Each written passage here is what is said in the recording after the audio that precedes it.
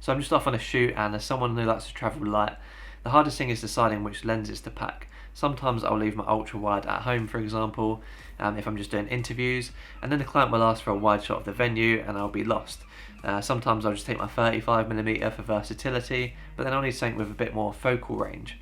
And then there's, do I take zoom lenses such as the 28-75 because I love the versatility of zoom lenses, or do I take prime lenses such as the 35mm 1.8, just because the bokeh and the aperture on prime lenses just sometimes makes for a cleaner image.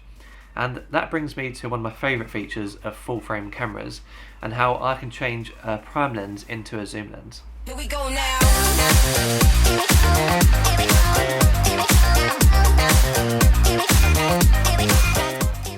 Welcome to the second episode of Top Tip Tuesdays, in no way associated with another popular YouTuber's camera tips on Tuesdays.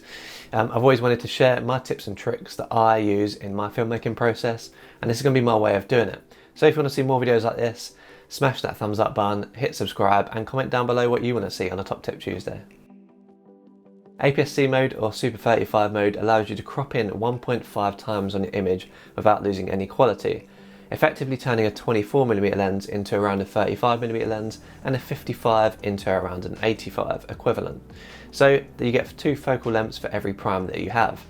It does this by cropping into the sensor and not cropping into the image, which is why you don't lose image quality. I believe you can do this on Canon as well, but I'm going to show you on Sony. Just go into the menus and here you'll see the option to shoot in Super 35 crop mode. Just turn it on and you're good to go.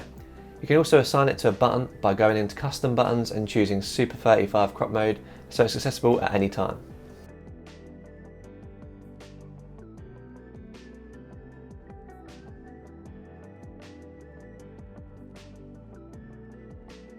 So there's a few things you should know before doing this, and the first is that this mode is designed for cameras with a higher megapixel count. So I believe there's 12 megapixels required for 4K, so obviously if you try and do a crop mode in a 12 megapixel camera, you're definitely going to lose some quality.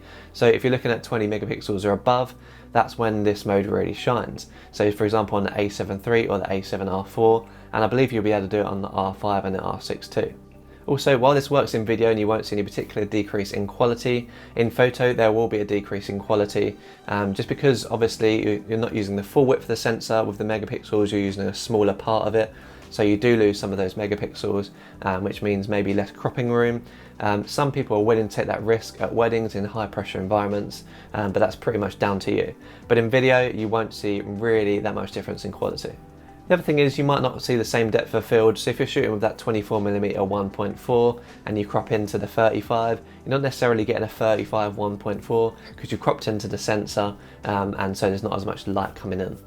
Finally, you can't do this whilst you're recording, at least on the Sony cameras. You actually have to stop the recording and go into crop mode and start again, which sucks, but it is definitely something you get used to. And if you want a little bit more reach, you can use Sony's clear image zoom. This is basically digital zoom but on steroids, and it uses kind of algorithms to increase the detail when you digitally zoom in. In good light and with good exposure you'll barely notice a quality difference. In full frame mode it goes up to 2 times, and in crop mode it goes up to 1.5 times. You can access this the same way, and I recommend attaching it to a custom button. This is also great for cameras such as the A7S II and the upcoming A7S Mark III, where the camera is only 12 megapixels, so you can't actually use Super 35 crop mode in 4K, so instead you'll be using the clear image zoom. Hope you enjoyed this Top Tip Tuesday. It's a new thing for me, so if you did enjoy it then comment down below with what you think I should put in a Top Tip Tuesday. Hit that like button and subscribe for more content like this. Until then, thanks for watching and I'll see you next Tuesday. Oh, I need a new outro.